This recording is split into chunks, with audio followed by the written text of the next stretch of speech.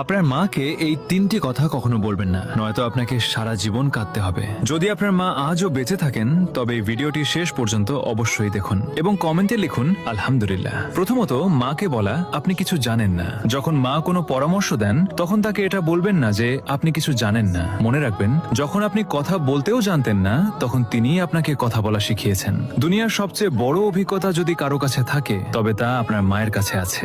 দ্বিতীয়ত, মাকে কখনো বলবেন না আপনি আমার জন্য কি করেছেন। যদি কখনো আপনার মনে হয় যে মা আপনার জন্য কিছুই করেননি, তবে সেই রাতগুলোকে মনে করুন যখন আপনি অসুস্থ ছিলেন আর মা সারা রাত জেগে আপনার সেবা করেছেন। আপনার এক ফোঁটা চোখের জলে যদি কেউ সারা রাত না ঘুমিয়ে থাকে তবে তিনি কেবল মাই হন। তৃতীয়ত, আমাকে একা ছেড়ে দিন।